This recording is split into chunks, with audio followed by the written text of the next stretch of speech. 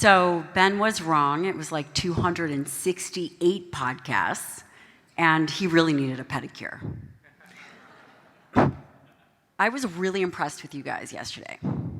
I was watching you, and I didn't see many phones out. I just want to ask, how many of you, since you've been sitting here today, have been on your phone or distracted by something? Stand up. One person has checked their Instagram today. What about, okay, fine, you guys can sit down. You get the point. What about, have you ever been someone where you regret the time that you were spending distracted? Yes? Maybe with your children? Okay. Well, let's talk about the biology of becoming a champion. But before we do, I want to tell you a story. This is my family. Do I have parents in the room? Yes, like all parents, yes. That is my son, Leonidas Michael. Leo is 3. He was named after a king of the Spartans. Still working on swimming and trying not to get him to pee on the wall. My daughter, Aries Hunter, after the God of War, she will armbar you in 5 seconds flat. Amazing. My husband up there. We live in Texas. Texas is hot. Houston is hot. It's like 950 degrees. When I moved there, no one ever told me that my hair or makeup was ever going to look good again. They never told me that. About 2 months ago, I take my kids to the pool every day. Again, take my kids to the pool. It's very hot. Now, we know these lifeguards. My daughter, she's an amazing swimmer. My son, like I said, we're still working on it. I was sitting in the back, lounging on a chair, and there were 8 lifeguards and 2 kids in the pool. 8 lifeguards, 2 children in the pool. My daughter was next to me, and lifeguards are in the back, 6 of them sitting in the back at a table close to the deep end, and 2 other lifeguard stands. My husband, who's leaving me for the day to go to San Diego, calls. And I'm feeling comfortable because there are 8 lifeguards and 2 children in the pool. And these lifeguards know my kids. I take the call from my husband, who's getting on a plane, and I look up, and I don't see Leo. Panicked. Where's my son? He was in the deep end of the pool, drowning.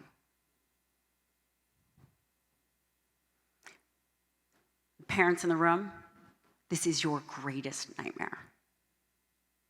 Run, jump in with all my clothes on, whatever it was, pull him out. Leo's okay. He's a tough kid. If I had not looked up, I wouldn't have a son.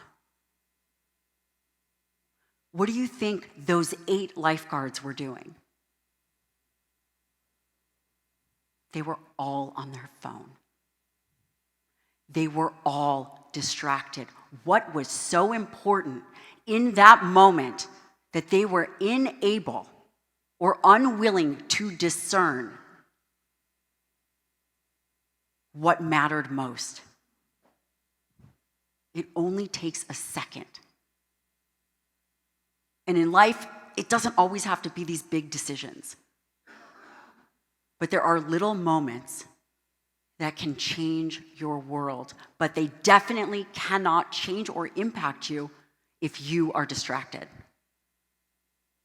Distraction is where dreams and life go to die. Distraction is where your dreams, they die. Discernment, intentional focus, is what builds champions. And so, when Ben called me, right? If Ben calls you, you say yes. You don't even have to know what it is. He calls you, the answer is yes. said, Gabrielle, well, I just want to let you know this theme is going to be intentional focus. I thought, okay. You guys sat down, you have your goals and your dreams and the things that you are going to be putting in place for this year, right? But I need to give you tools and tactics to allow you to have the biology of a champion. And that's what I'm going to give you. So as I'm thinking about this, and I think about, okay, so the biology of a champion, what does that mean? We hear numbers all the time. We hear numbers about 70% of adults are either overweight or obese, and 50% of kids are overweight, and adults and teens, and the list goes on. 1 out of 4 people is going to have this kind of disease or that kind of disease. You have all heard that, right? And so the thing about medicine is that when we hear something over and over again, we believe it to be true. Repetition equals truth in the human mind, even if it's not. And so at the end of the day, if 70% of people are this and that, almost 100% of people are distracted. And you're thinking, what does distraction have to do with obesity or illness or cupcakes? Because at the root of all of these things is your ability to discern. Discern in the moment what is a relevant thought, a relevant impulse, or not. So, this is what we're going to do. The enemy is not out there. Well, it kind of is. But the reality is, battle ready your biology. You like my Spartan helmet? We're a military family. I like the Spartans. I was thinking we would do that for Halloween. Turned out it was going to be Batman and Robin, but this Sparta helmet will do. That Spartan helmet represents discernment. Discernment is intentional focus. Mental fortitude and physical readiness. These are the 2 things that I'm going to leave you with so that you can go and you can attack. Now, health over time. You guys hear this. Increased stress, increased cortisol, exhaustion. These are the results of distraction. The way in which you overcome this, and actually, Ben is the one who inspired me in so many ways, which I'm going to share with you, is all about discerning. It's all about intentional focus at the moment, at the right time, knowing what to do, knowing what to think in the moment. Think about it. When we think about this idea of mental fortitude and mental strength, it is subtle. There are subtleties before these big decisions. And if we understand the biology that a distracted mind is a weak mind, you become unstoppable. I am telling you, and I think that that's probably why Ben wanted to focus on intentional focus. What are the ways in which we make decisions from distraction to traction? Good news is there's only 2. There's only 2 triggers that either take us forward or move us back, and that's internal and external. The internal triggers, I'm going to be able to help you with some. And the external triggers, well, the good news is that's pretty easy.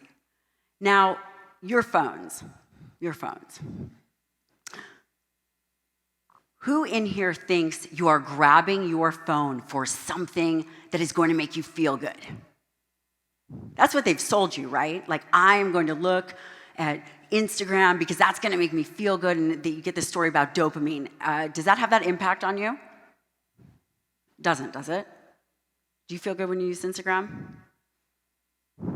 Anybody? Guarantee you don't. What it actually is, that impulse, that internal trigger, is not this desire to reach for something that feels good. It's the avoidance and the inability to surf the urge and tolerate boredom, loneliness, fatigue, I can help you with that, insecurity, uncertainty, and stress, which I will tell you there is physiological stress and there's mental stress. And much of the mental stress is a misinterpretation of the environment. You have to understand that these internal triggers, when you go to reach and grab for something and you lose your focus, you have to take a step back. Right now, the current conversation is turn off your phone, do the thing.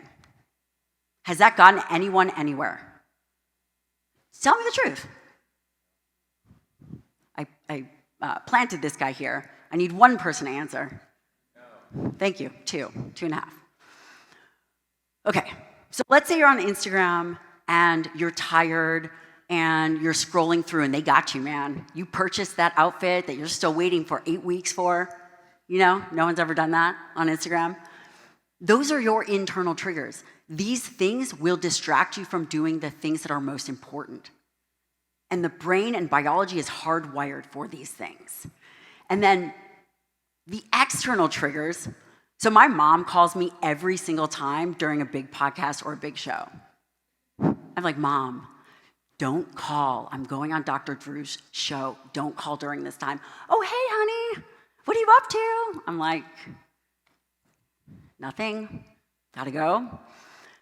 External triggers, we know what those are. These are email notifications, social media, all the things that you want to grab. So, you write down the things and the goals and the dreams that you have, and you will see them dissolve each time you don't execute. Because once you do something 3 times or more, it's no longer a mistake, it's a decision.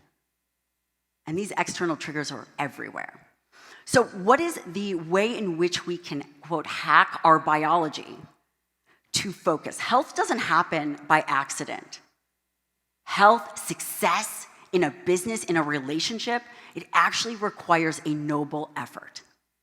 And you've been told all of these things. And at the core, fundamental, baseline is mastering those internal triggers. And that's actually what Ben and I were talking about.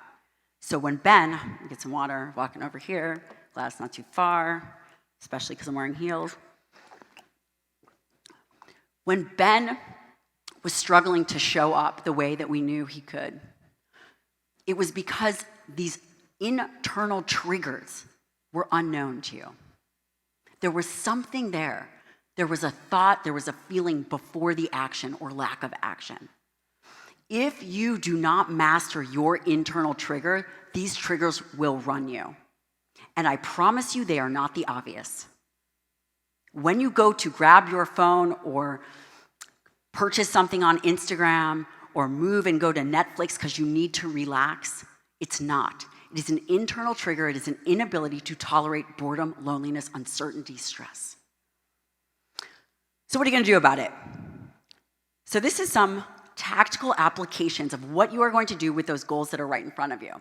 You're going to figure out what your triggers are. That's going to take some time, but watch it.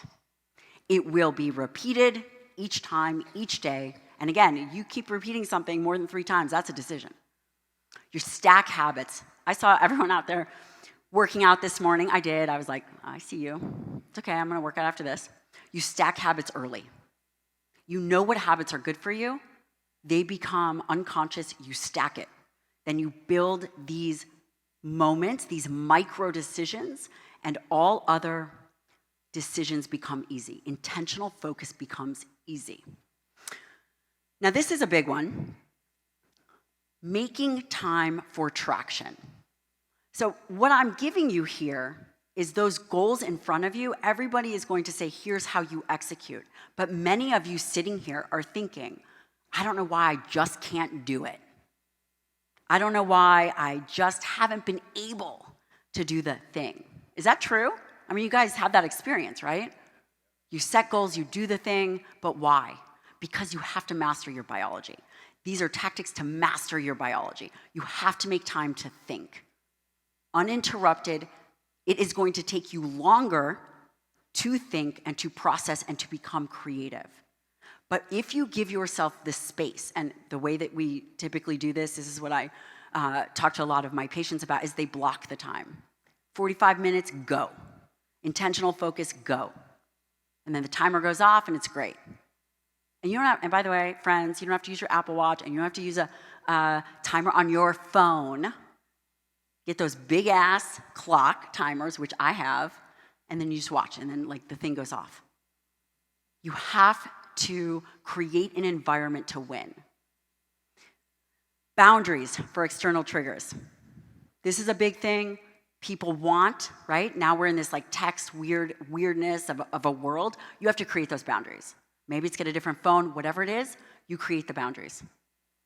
You have to. Because what you will find is that you will be busy and, quote, productive, but not effective in your dreams. Busy, but not effective in your dreams. And then, this actually has been very helpful for me because I'm married to a professional teammate, is leverage your relationships. Wherever your biology is, your closest teammate, you will mirror that biology. You know, there's the whole thing like pick your friends wisely. There is a biological connection between people. And when you choose people that are highly focused, very intense, you meet that. You elevate yourself to meet that. You can be that for each other. Okay. Now, I'm hoping I'm going to give you a little bit of medicine here that you haven't heard of. The fatigued mind is a mind that is not able to discern things. You make bad decisions when your brain is tired. You are unable to focus. Have you ever tried that? So I don't know about you, but like I sit down at night and I'm looking at some branched chain amino acid research, and then I'm on the same sentence over and over and over again. Doesn't happen to anyone else? I'm telling you, last time you made a good decision when you were tired. Never. Like, did you buy that pair of orange shoes? What were you thinking? That was a really bad. I was tired. Okay, you can do this today. And actually, when I came in here earlier, I was so pumped that the lights were low. We live in an environment that increases our sympathetic tone. What does that mean? There is a low-level buzz of stress. The stressed brain makes bad decisions. The stressed brain is unable to focus in the way that it needs to focus.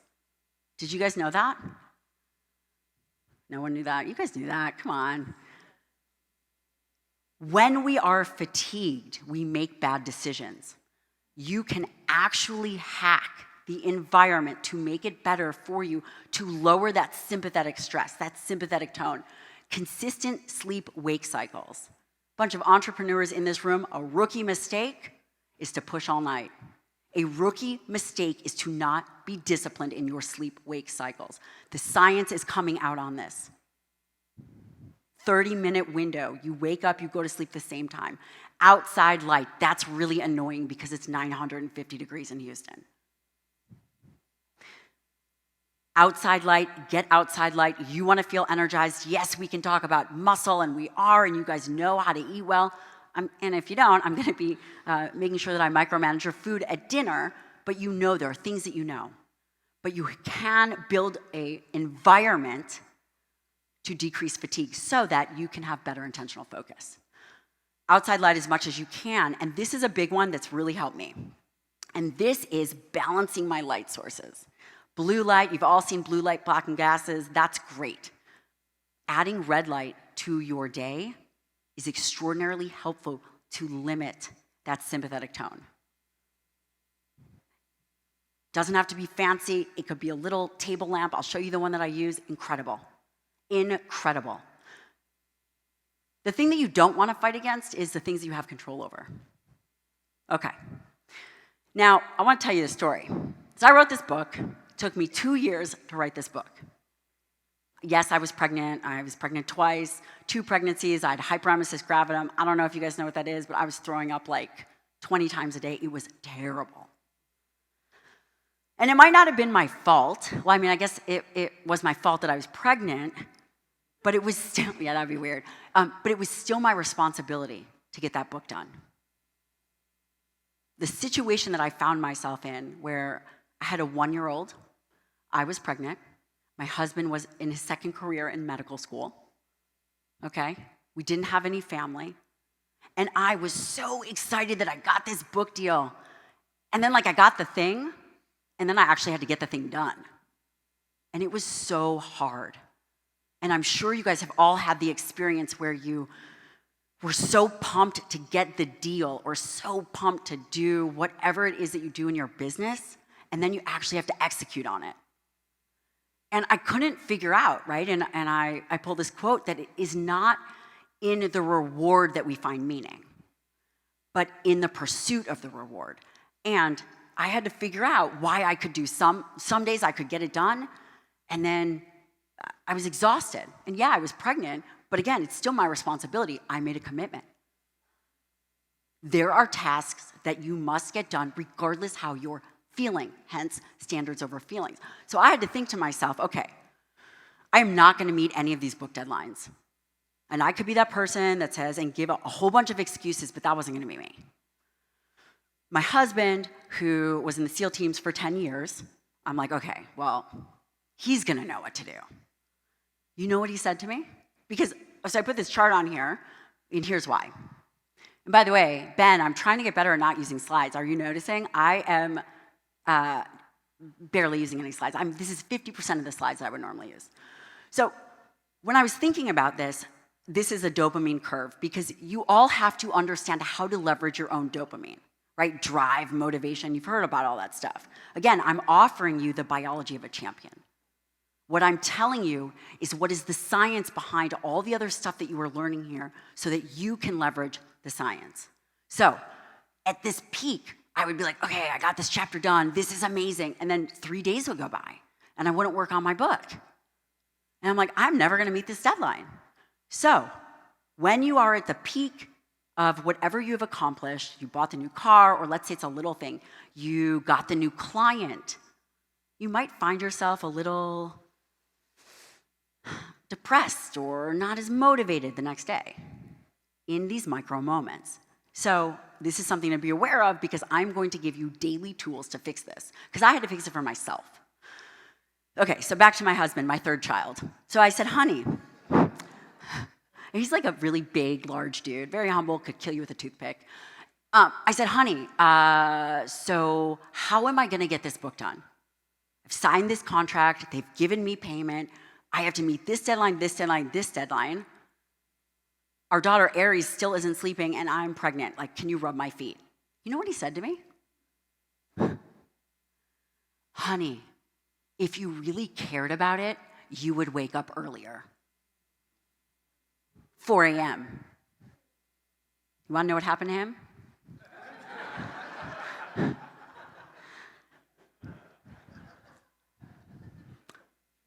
I think I saw his face on a milk carton, the missing person. But you want to know what? He was right. He was calling me out. He was right. It wasn't my fault that I didn't feel well or that I'd much rather watch Netflix than do what I was supposed to. But it was my responsibility to get it done. I had to figure out ways to get it done. And I will tell you this. I have never met a SEAL who made it through Hell Week. And these guys are my patients. I've also never met a woman who has done natural childbirth either. But you know what I've met? I've met a SEAL who's made it through one moment, one evolution at a time. Childbirth, natural, don't recommend it, did it twice. One breath at a time. How do we think about what we can leverage from our physiology to move our psychology? What can we do to leverage our physiology to move our psychology? Here it is. Here is your science, because that's why you bring me in, to give you some science to make your goal easier. Number 1, intermittent reward schedules. Have a win, don't celebrate it. Sucks. You'll be okay. Limit layering, things that increase dopamine, things like caffeine, chocolate, sex, amphetamines. My husband says this is the way to have sex with all of them. Just kidding, don't do that. Don't do that. The loud music, all of the stimulants, all of the things, all of what you want to drive you forward to make that dopamine happen. You know what I'm talking about, right? The loud music, the extra caffeine, maybe a little chocolate, whatever it is, you have to limit the layering. It's purposeful restriction. You have to become better at managing your own drive. Everyone in here can afford Starbucks. Flip a coin. Heads, you get it. Tails, you don't. Add in purposeful restriction. Intermittent stimulant use, yes. Controlled intensity. Turn it on and turn it off. And I got to tell you something. I got another 2-book deal, believe it or not. Thank you. And actually, this second book is dedicated in part to our friend Ben Newman. So Ben has actually changed my life. No surprise, I think he's changed everyone's life in here. But here's the thing with Ben, is that it's not always what he says, but it's what he does. And I had called him, and I was like, I don't know how you did it. You know, he said I did 60 podcasts. I think I did 260 to get that book out there. And I called him in this moment, and I was like, I don't know how you do it. And I went on this whole litany of things, blah, blah, blah, blah, blah. And he's just listening. I'm like, hello? He's like, it's just another Tuesday. He'd just spoken to some NFL team, getting on a plane to go here, to go there.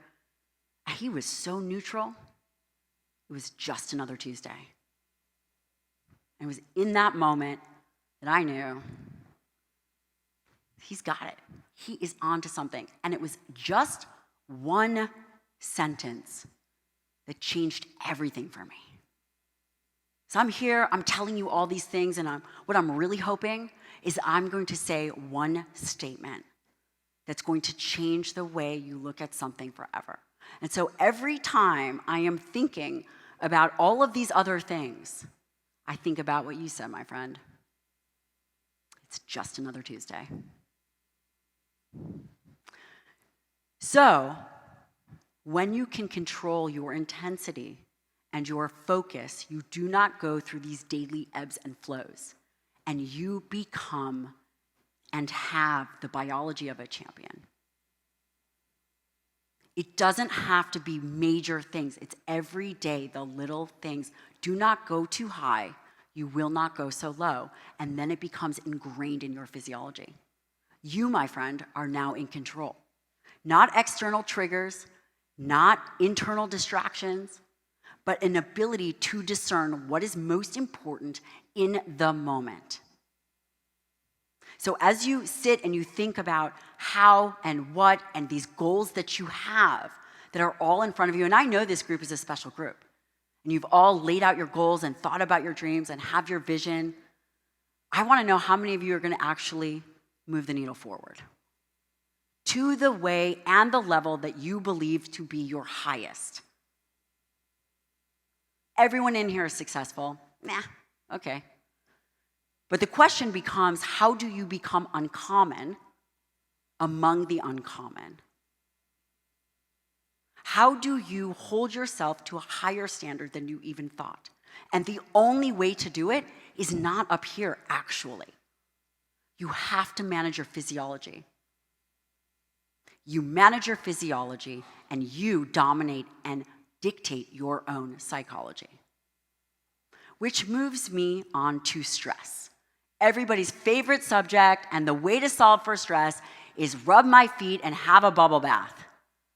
Not gonna happen, also not true, and who else thinks it's kind of weird that we have one word to define, I don't know, your kid is home from school, who is sick, to you have a diagnosis, to going to the DMV. We have one word to define all of these things. To me, this is an example of repetition. Yesterday, John Gordon, right? His name was John Gordon? Okay, so John Gordon told a story about his wife.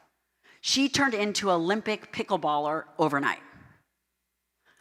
Do you know that the science supports our beliefs about certain things determine our physiology. If we believe that stress, that this is so stressful, which by the way is a social construct, then we feel that in our physiology. Did you also know that fight or flight is only one stress response in the human body? Did everybody know that? No? One person didn't know that? So fight or flight is what you've been taught. And I mentioned this last time, fight or flight, and people say, oh, I'm so stressed. No, you are not. No, you are not. The other responses that the human being has is called tend and befriend. That's my response. So if I'm feeling overstimulated or something is wrong or I can't manage, I'm going to go be like, hey, brother, can I help you? So if you guys get the call from me, anyone knows me, I'm like, hey, what's up? Oh, Gabrielle's stressed. She wants to help. The other response is the courage response. And guess what? Guess what we know about the science of courage? It's trainable. Fear is the first response and courage is the choice. Fear is a response and courage is a choice. And the way that you get more courageous, by the way, this is my husband before he had braces, he thinks jumping out of a plane is a great idea. How do you interpret your external environment? This is very important. This is not woo-woo stuff. I'm not like a woo-woo person. I probably could use a little bit more of that, the woo, but you determine next time you say to yourself, this is stressful, I'm like blah, blah, blah, that's not real. It's just not. I'll tell you what's stressful. You think you got problems? Let me give you one health problem. You got 99 problems? Let me give you one health problem. You'll see what stress is. So, what you interpret is what your physiology and your psychology will act out. How do you do it? What are some tactics? I love this, just fake it. Yeah, you do. Go ahead. Try a different framework for thinking about things. Practice courage, not difficult. Do something, practice it. 4x4 breathing. Have you guys heard about the tactical breath? That's the 4x4, 4 count, hold 4 count. Don't do it without the supervision of your physician or something. Don't hold your breath, don't be a jerk. Like, okay, find the hard thing. You guys can all reinterpret this. Okay, now let's talk about physical readiness. So right now, just to sum it up, I am talking about the biology of a champion. The biology of a champion starts with intentional focus. Distraction is where your dreams go to die. But if you can discern what is needed at the moment, the right thought, the right action at the right moment, you have discernment. And that is what your foundation has to be built on, and your physiology can keep up with that. And you choose it. So, moving on to my favorite topic, which is muscle. This is pretty much what we agree upon in the health and wellness space. For any doctors in here, we believe that muscle is important. What we disagree upon is just a few things. Everything.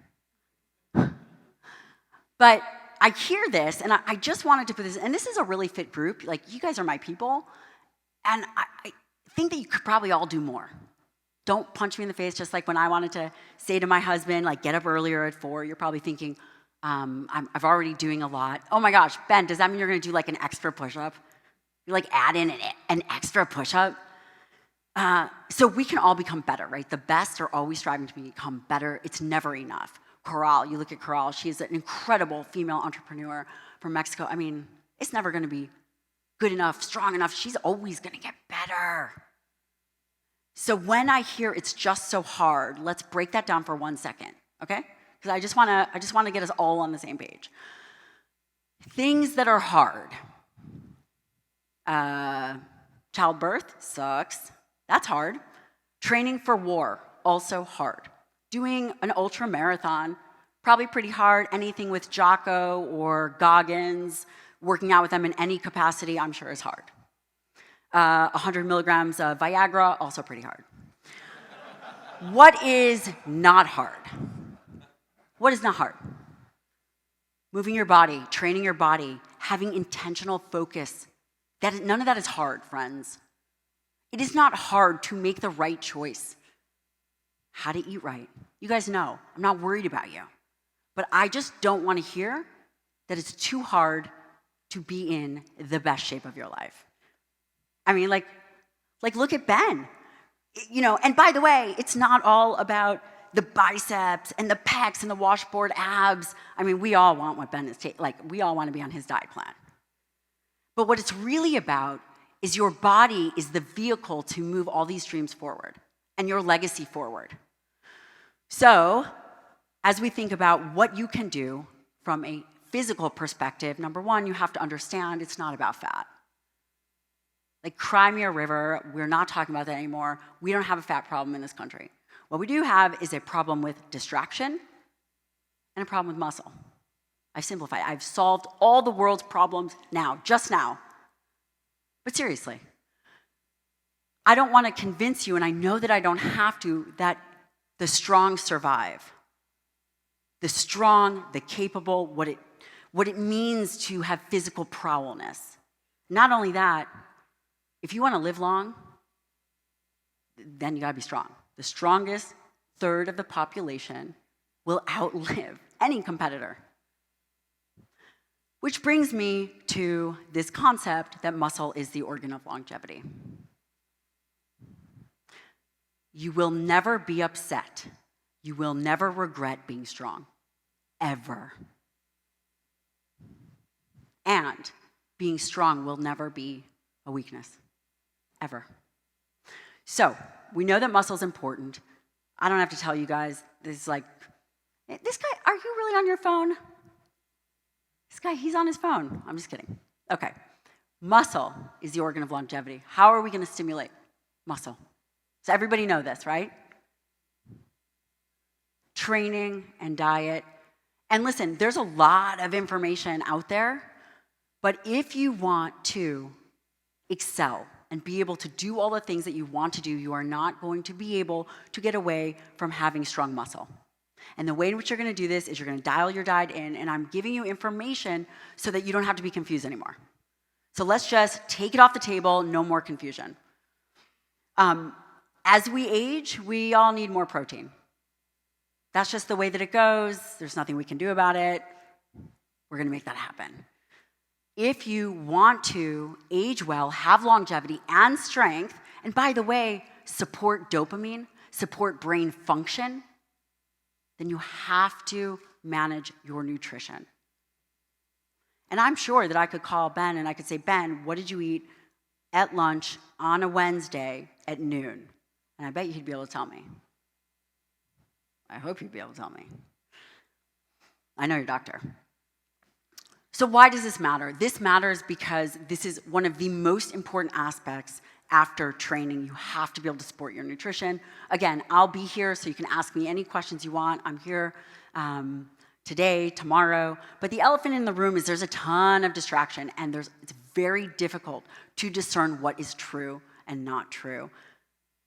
Animal protein, plant protein, cows are killing the planet. None of this is true. This is what we call a smokescreen of distraction. Here is a table for you guys of nutrition, but here you go. There you go. Now you know. Now you know how to fuel your body. High quality proteins, this is what you do.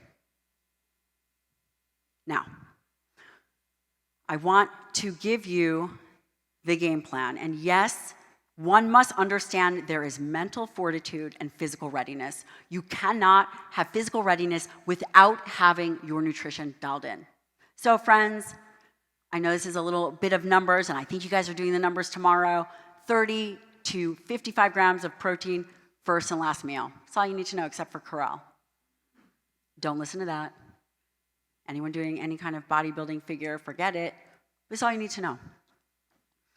So I've made it really simple. I'm going to leave you with 3 things, okay? Very important. Number 1, distraction is where dreams go to die. Champion biology is built on intentional focus. And number 3, never skip leg day.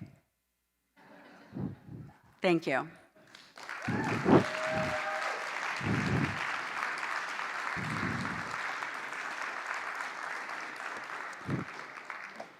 Dr. Lyon, if you would be so kind as to take a couple questions. Do we have any questions in the crowd for Dr. Lyon?